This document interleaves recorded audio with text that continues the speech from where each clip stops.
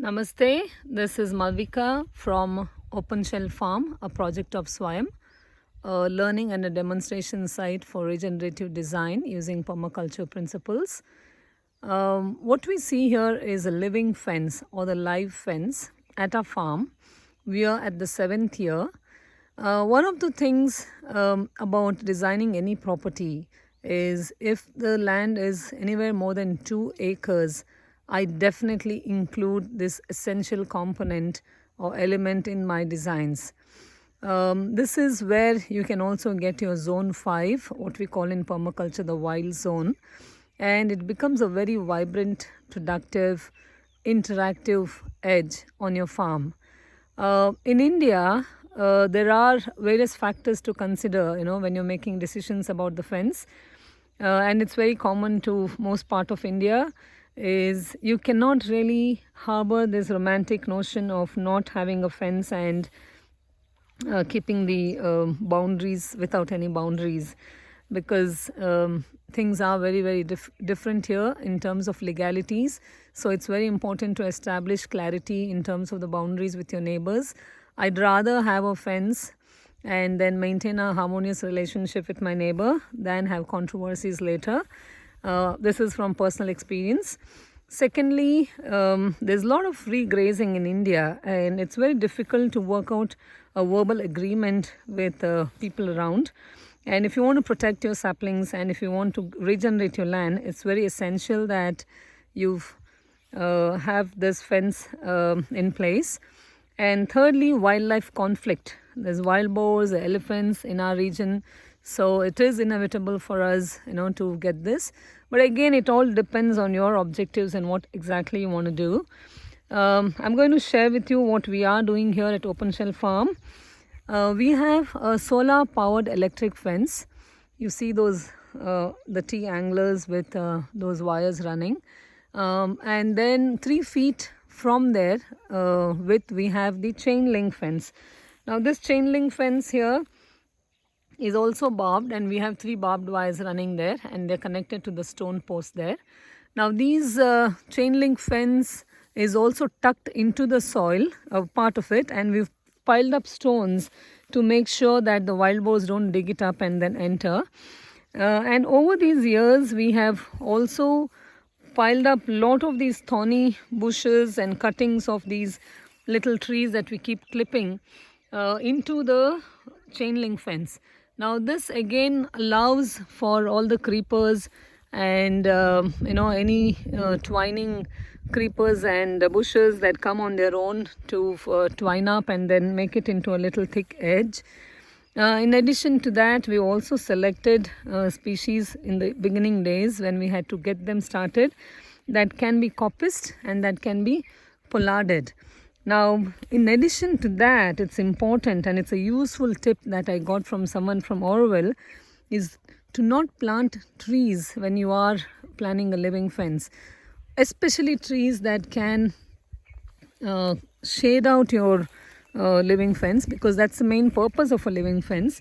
Because if they shade out, then you're not going to have a thick impenetrable hedge, and you want to avoid those kind of species. Of course, you could plant some of them which shed their leaves during the winters or have a scanty canopy. Over the years, the fence will become thick, and ideally you would want to keep 5 meters, that's about 15 feet, 17 feet, or at least 10 feet thick living fence. That would be the ideal size of the living fence. We are also prone to wildfires here, so it's also important for us to have a little access pathway like you see here, which allows you to monitor the fence and also keep a check on the fires, keep a check on the fence, and also do some productive harvests if you need to, and also to admire the beauty and the magic that's unfolding in this very, very productive and a vibrant edge effect. It's one of my favorite parts of the entire design. Over the years, we also plonked some cactuses from agaves and lot of wild species have come on their own. We have so many trees that have come on their own. Albizia lebec, Albizia amara, you have this Ziziphus, we have Chloroxylon sweetiana, one of the rare species that is slowly dying out in this region, and Melia dubias, Mukurki. I'm going to put in the botanical names in the text. Lot of wild grasses. This also allows, this space is a very vibrant and a creative habitat for many insects, bees. We've had bee hives here, and we've harvested some wild honey, and also a lot of birds nest in here. They come and put in their droppings. We've had a lot of sandalwood trees that have come on their own.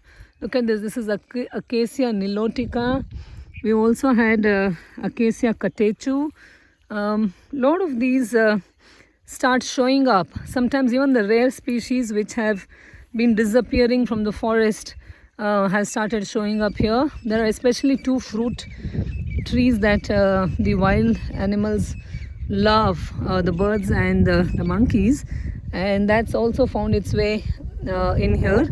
And look at this. This is Caesalpinia bonduk that I made seeds from and planted here. It's a really straggling, thorny creeper, very hardy.